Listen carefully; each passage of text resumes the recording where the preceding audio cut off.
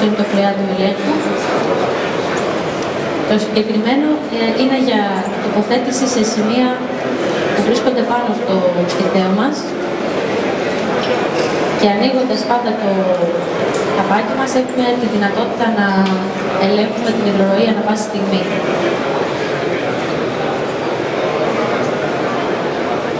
Κάτω από το φρεάτιο, σε κανονικές και πραγματικές συνθήκες, επεμβαίνουμε σε όλα τα στρώματα της υποδομής μας. Τρυπάμε δηλαδή και την αντιριζική μεμβράνη και το γεωύβασμα προστασίας και την αποστοιχιστική καρτέλα και αφήνουμε ένα μικρό άνοιγμα στο δυστικό φύλλο για να μπορούμε να βλέπουμε, να έχουμε οπτική εικόνα μέσα στην υδροροή και να κάνουμε συντήρηση αν χρειάζεται και όποτε χρειάζεται.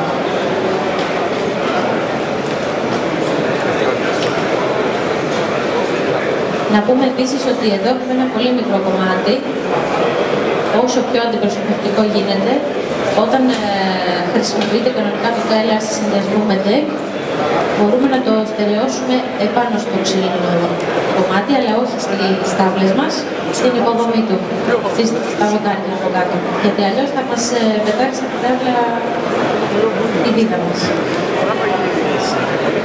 Τώρα θα χρησιμοποιήσουμε κάποια κομμάτια για να διαχωρίσουμε το υπόστρωμα από να μην έχει πρόσβαση, δηλαδή να μην περνάει κάτω από το κανάλι και στην υδροροή. Οπότε θα βάλουμε κάποια μικρότερα κομμάτια.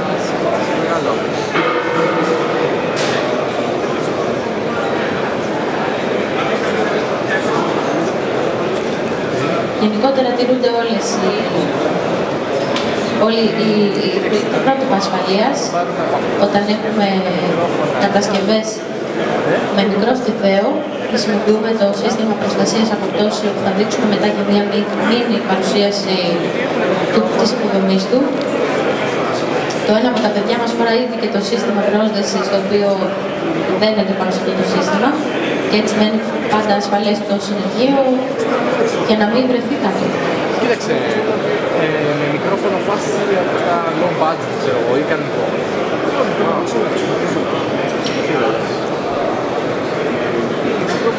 Βασικά έχει ένα τεχνικό πρόβλημα το λάπτοπ. Καμιά φορά είναι ωραίο. Τακτοποιούν τα παιδιά κάποιες λεπτομέρειες για να στροφεί σωστά το γεωύφασμα.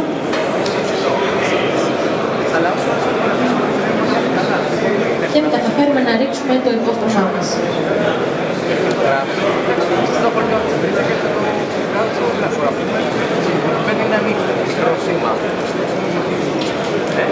Το υπόστρωμα ανάπτυξης φυτών θα δείτε δεν είναι το κοινό κηπαίο χώμα που μπαίνει στους κήπους. Είναι ειδικό δείγμα το οποίο χρησιμοποιείται για φυτεμένα δώματα και μόνο. Το συγκεκριμένο είναι για εκτατικό τύπο, όπως και φτιάχνουμε εδώ αυτό το συγκεκριμένο έργο σήμερα. Αποτελείται κατά 70% περίπου από αδρανή υλικά και έτσι το καθιστά ελαφρύτερο κατά 50% περίπου από το κήπαιο χώμα και έχουμε αποστράγγιση αμέσως. Σε μία πιθανή νεροποντή, για παράδειγμα, το νερό απομακρύνεται κατευθείαν και δεν έχουμε κατακράτηση στην επιφάνεια.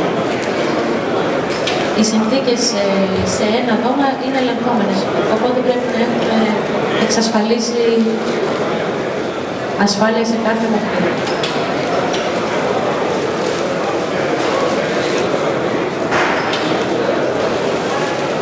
Ο εκτατικός τύπος που φτιάχνουμε σήμερα θα μπορούσε να έχει ύψος μέχρι και 20 εκατοστά. Από εκεί και πέρα είναι ο ημιεντατικός τύπος και ο εντατικός. Ακόμα παχύτερο στρώμα και μεγαλύτερα φυτά για μεγαλύτερους θάμνους.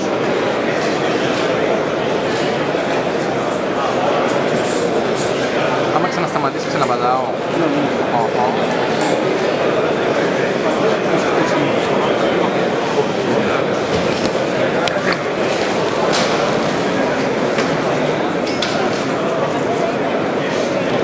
Μπορούμε παράλληλα να βλέπουμε και τα έργα στο προτζέκτορα.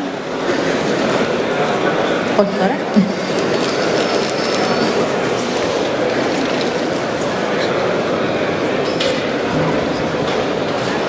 Διάφορες μορφές κατασκευής που μπορούν να γίνουν και σε συνδυασμό με ξύλο. Αυτό για παράδειγμα είναι το σχολείο στο Δημοτικό Σχολείο στην Ηλιούπολη του 11ου, που έγινε πάλι εκτατικός τύπος, συνδυασμό με ξύλινες επιφάνειες, με βότσαλο χρωματιστό και σε διάφορα επίπεδα. Πολλές ξυλοκατασκευές.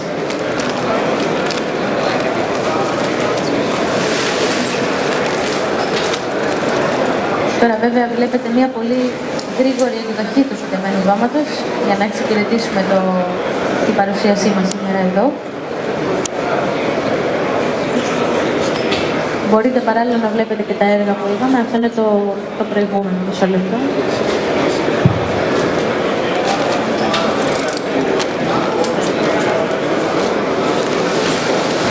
Αυτό είναι το μεγαλύτερο έργο στην Ελλάδα αυτή τη στιγμή, είναι 6 στρέμματα και είναι το αμαξοστάσιο του Ιλφά Πιστορού.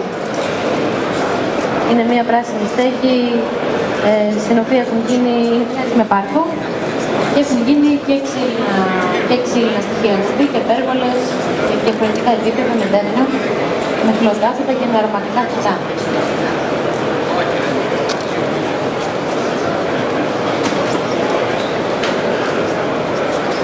Ιδιωτικό έργο, ένας κήπος σε μια ταράτσα στη Ξυλοθέη, πάλι σε συνδυασμό με ξύλο και χλωτάπιτα.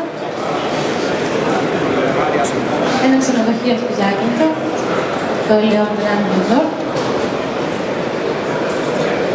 Εδώ δεν έχουμε, σε αυτό το έργο, δεν έχουμε μόνο ενεργειακή εξοικονόμηση στο κτίριο, αλλά εξυπηρετεί και το σκοπό της καλής ιδέας μεταξύ των λοιπόν. Δηλαδή έχει ενώσει τα επίπεδα και τα δωμάτια που βρίσκονται σε υψηλότερο επίπεδο αφήνουν ομορφιά προς την πισίνα συσυνδεθούν με το πράσινο του φυτεμένου δώματος και δεν βλέπουν απλώς ένα ασφαλτόχωνο που συνηθίζουμε να βλέπουμε στις ταράτσες.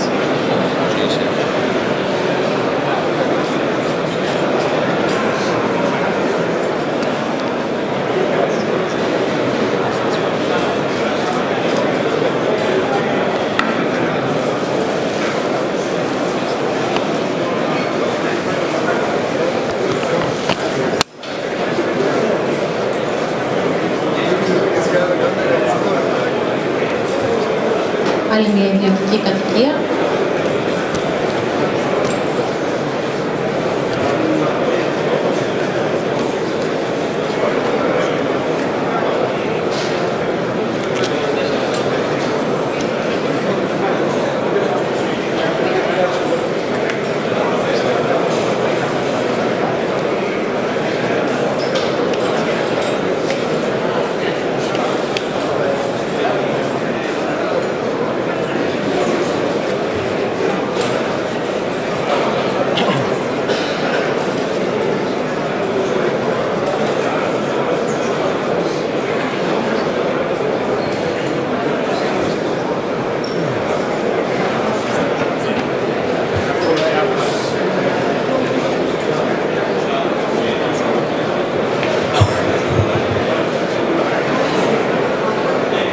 Λοιπόν, είμαστε έτοιμοι νομίζω για το βοτσαλάκι και το ποταμίσιο που θα βάλουμε στο πλαϊνό κομμάτι.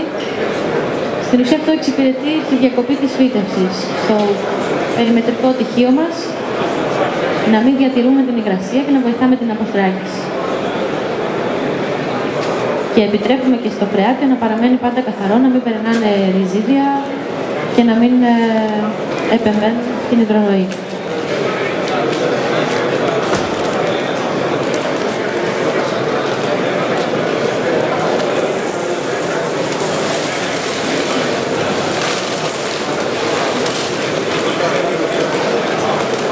Να πούμε επίσης ότι έχει ξεκινήσει ένα πρόγραμμα για τα φυτεμένα δώματα που αφορά σε δημόσια κτίρια.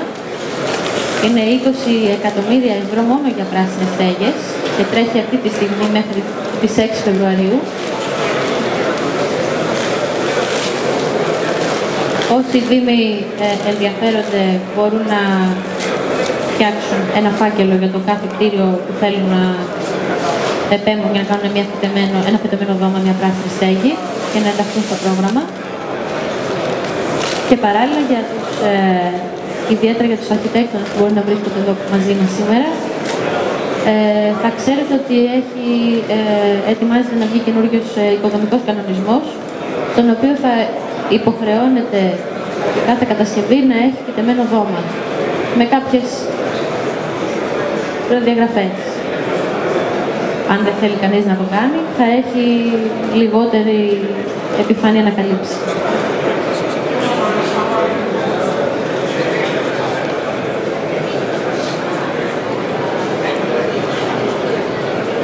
Δεν έχουμε φέρει πολλά φυτά για να δείτε και το υπόστρωμα. Ας βάλουμε και τα φυτά μας και τη φύτευσή μας. Ενδεικτικά αρωματικά φυτά έχουμε φέρει εμείς, λεβάντα.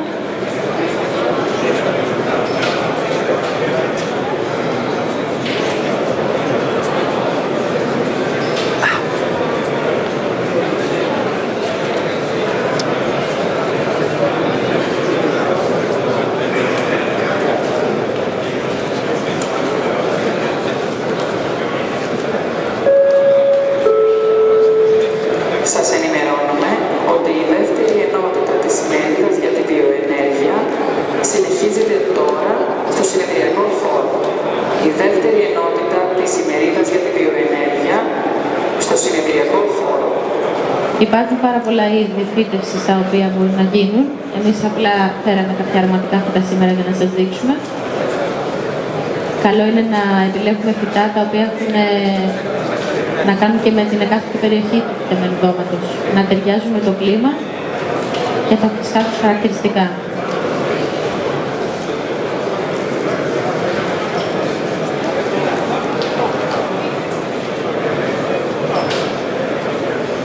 Μπορείτε αργότερα να δείτε με την ησυχία σας και στην ιστοσελίδα μας πολλές εφαρμογές, ενδεικτικά έργα και διάφορους τύπους φύτευσης και προτάσεις που έχουν γίνει.